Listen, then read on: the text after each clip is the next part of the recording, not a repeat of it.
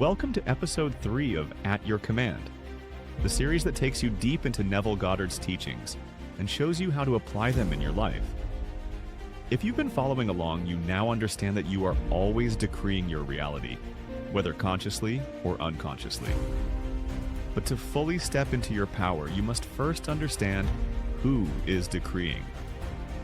The answer to that question changes everything. Who or what is God? It is not what you were taught. It is not what the world has conditioned you to believe. It is you. And in this episode, we are going to unravel one of the most misinterpreted truths in history, the true meaning of I am. Let's begin. For centuries, religions have argued about the nature of God, where he is, what he is, how he acts. But Neville Goddard makes it clear, this is not a debate.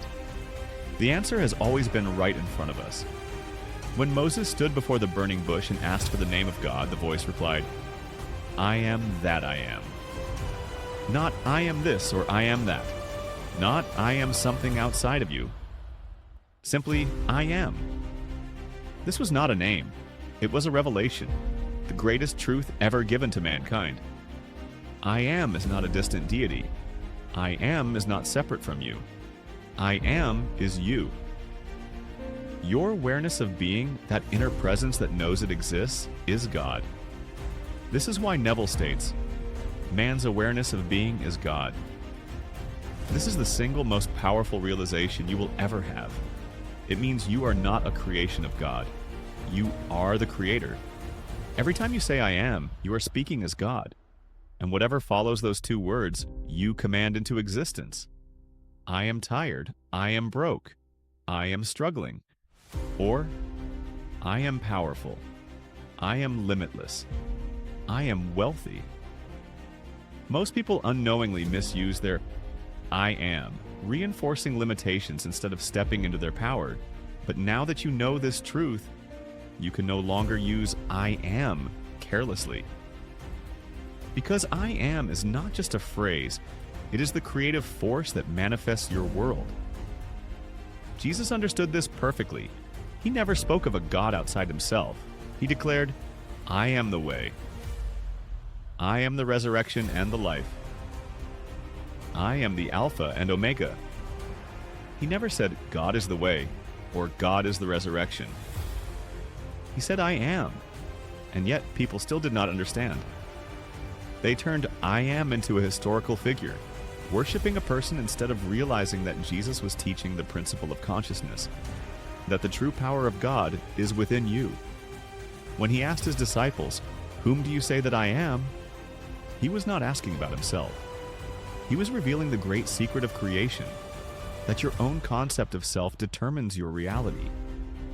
Who do you say that you are? That is the only question that matters, because your answer shapes your world. Let's make this even more real.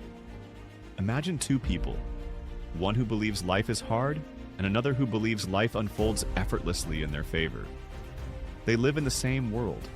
They face the same economy. They experience the same conditions. But their realities are completely different.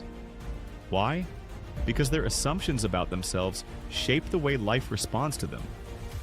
One decrees, I am struggling, and so they continue to struggle. The other decrees, I am abundant, and life bends to that command. The world is not happening to you, it is happening through you. Let's bring this into practical application. If your awareness of being is God, then what you are conscious of being must express itself. If you are conscious of being poor, you will remain poor.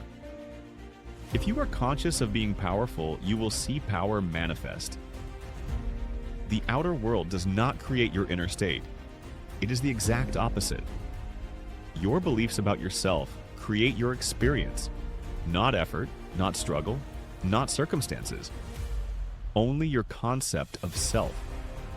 This is why Neville says, man is either self-imprisoned or self-freed. Your only limitation is who you believe yourself to be. So here's what I want you to take away from this episode. 1. God is not separate from you. Your awareness of being is God. 2. Every time you say I am, you are creating your reality. 3. Jesus' teachings were never about worship.